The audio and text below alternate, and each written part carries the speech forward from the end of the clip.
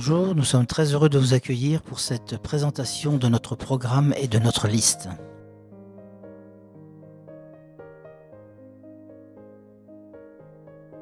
Voilà les sujets que vous allez trouver dans les diapositives qui suivent.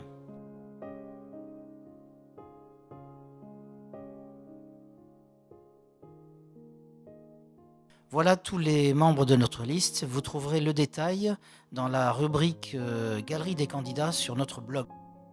La préoccupation majeure des Français pour ces élections, la fiscalité avec le ras-le-bol fiscal pour tout le monde, la sécurité avec l'augmentation des vols et des incivilités qui augmentent de 14% en milieu rural, le développement économique et l'emploi avec les difficultés du commerce et le marasme économique, et la circulation et le stationnement avec de plus en plus de temps passé au volant.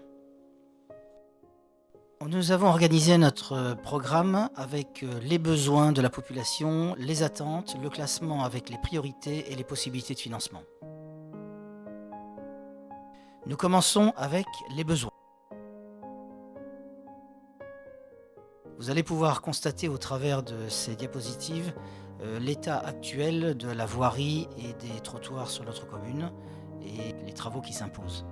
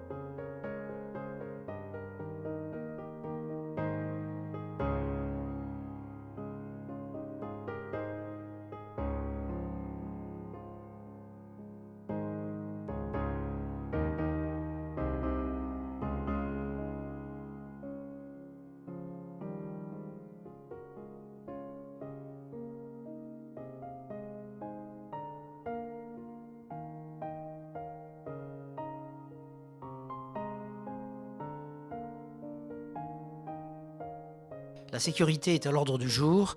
Il va falloir prendre des mesures et être aidé au travers des nouvelles technologies. L'emploi est une préoccupation importante. Aujourd'hui, c'est une compétence de la CARA qu'il va falloir soutenir. Pour les équipements sportifs et culturels, notre commune est sous-équipée et mal entretenue. Il va donc falloir porter un nouveau regard sur tous ces équipements. L'isolement est un énorme préjudice moral et physique. Nous devons proposer des moyens de rencontre et de déplacement ainsi que des contacts réguliers pour veiller au bien-être de nos aînés. Entre activités pédagogiques complémentaires effectuées par l'Éducation nationale, les activités périéducatives sous la responsabilité de la mairie et les activités du mercredi et des vacances, les programmes sont relativement mal définis. Il va falloir revoir ces programmes. On passe aux attentes de la population. Les espaces dédiés aux jeunes sont insuffisants. Il faut revoir l'organisation de leur temps libre et les activités qu'ils souhaitent pratiquer. L'espace informatique Interage doit répondre à une très forte demande, que ce soit pour l'initiation ou la spécialisation. La communication avec les élus est indispensable. Il faut un engagement de réponse dans les meilleurs délais. Il faut utiliser les techniques nouvelles. L'accès et le stationnement en centre-ville sont les garants de l'économie. Nous devons veiller à cette facilité d'accès et de stationnement. L'animation en général doit se baser sur l'originalité et l'innovation pour les programmes de l'hiver et de l'été, à la population estivale et la population à l'année. L'embellissement ne doit pas se limiter au rond-point comme on l'entend souvent. Les entrées de ville doivent être soignées et elles doivent être à la hauteur de la réputation d'une station balnéaire. Faisons cohabiter ces deux mondes fondamentalement différents. Nous devons faire connaître ce métier, son histoire et ses produits de terroir. Les services de proximité sont ceux dont on a besoin régulièrement, tous les jours, tels que la crèche, la garderie, le babysitting, l'accompagnement, les livraisons, les courses. Nos jeunes veulent accéder à la propriété, pas spécialement sur de l'accession sociale. Ils recherchent des petits terrains, des petites maisons et à petit prix. L'assainissement est une compétence de la communauté d'agglomération. Il n'empêche qu'il faut défendre nos dossiers, les déposer, les suivre et s'accorder avec les autres communes. Pour les priorités et les financements, l'ensemble des dossiers, des besoins et des attentes doivent être classés par priorité d'abord et ensuite selon les possibilités de financement dont on disposera. Nous allons aborder maintenant les grands projets du prochain mandat. Le projet du port en centre-ville du maire sortant a déjà été revu 3 ou 4 fois à la baisse tant son coût est important. On parle aujourd'hui de 8 millions d'euros hors taxes. Un projet qui ne répond pas aux difficultés rencontrées par notre commerce. Je parle des parkings de proximité, de la circulation inadaptée, voire dangereuse, de l'impossibilité d'un secteur piétonnier, du déplacement du marché, d'une durée de travaux prévue sur 3-4 ans. Combien de commerces vont disparaître ? Notre projet pour l'aménagement de la place Fort-Marchand est totalement différent. Il est d'abord le résultat de nombreux entretiens avec les habitants, mais surtout avec les utilisateurs de tous les jours. Il répond à une utilisation rationnelle de l'espace avec une nouvelle voie pour la circulation de passages et des poids lourds qui encombrent dangereusement le centre-ville. Nous intégrons la place dans le centre-ville en créant un secteur semi-piétonnier sur l'extrémité du boulevard Joffre et de la rue Foran. Une fois garé, vous êtes au centre-ville.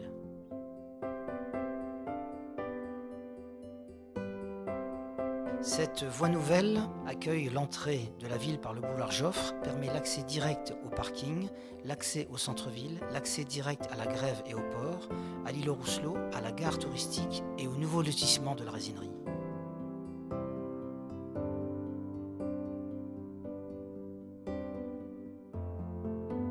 La piscine intercommunale, c'est un projet réclamé depuis des années. Faute de le réaliser par la CAA, l'intercommunalité permettra de partager l'investissement et le fonctionnement. L'espace informatique et ceux dédiés aux jeunes devront rapidement trouver leur place dans les locaux disponibles. L'ancienne gare, la trésorerie, l'école de filles de Job-Foran, etc. Il faudra également reprendre le dossier du dojo, du billard, de la musique, du théâtre, etc. Où passe votre argent dans des grands dossiers que nous allons détailler maintenant? Le budget de la CARA est exponentiel. En 5 ans, il a augmenté de 47,35% pour une inflation de 8,8%. C'est 150 personnes qui y travaillent et dans le même temps, aucune commune n'a diminué son personnel. Le principe de la communauté d'agglomération est la mutualisation des moyens. À ce jour, les budgets sont exponentiels, mais les moyens ne permettent pas de réduire les dépenses au niveau des communes. Pour l'hippodrome, de nombreux élus s'indignent de l'engagement de la CARA dans ce dossier. Des sommes importantes engagées qui n'iront pas servir les compétences utiles à la population du pays royannais. C'est 3,62 millions d'euros investis par la CARA sur ce dossier. La gendarmerie, c'est un dossier voté récemment par la CARA. C'est un programme estimé à 6,7 millions d'euros hors taxes. Mais c'est également une dépense supplémentaire de 2 millions d'euros uniquement pour la commune de la Tremblade. La déchetterie, c'est un dossier de la CARA prévu initialement pour 1,4 million d'euros. Aujourd'hui, entre 2,5 et 3 millions d'euros. Comment peut-on doubler un budget initial? C'est votre argent qu'on ne mettra pas dans d'autres dossiers. La dette en 2012 s'élevait à 6,3 millions. C'est le double de la moyenne des autres communes de la presqu'île d'Arvers. Artificiellement abaissée d'1 million d'euros cette dernière année, elle reste quand même largement au-dessus de la moyenne nationale. Une dette par habitant de 1 373 euros. La dette à rembourser durera de nombreuses années. Comment va-t-on faire pour honorer les projets de 8 à 10 millions du port, le nouveau projet du centre de Ronces et les projets de réhabilitation de la voirie et de la réfection des trottoirs? Les relations avec la CARA, bien difficiles et souvent très compliquées. Les compétences sont obligatoires. Il y a un certain nombre de compétences optionnelles et un certain nombre de compétences facultatives, choisies par la CARA pour l'ensemble des communes. Aujourd'hui, la CARA dispose d'un conseil communautaire avec 100 élus. Dans quelques temps, ce conseil passera à 73 élus. L'organigramme de la CARA, c'est un certain nombre de directions avec 150 personnes. Nos prochaines réunions publiques, Ronces-les-Bains le 11 mars, 19h à l'école de voile, et La Tremblade le jeudi 20 mars au foyer d'animation culturelle à 19h également. Merci de votre attention et à très bientôt.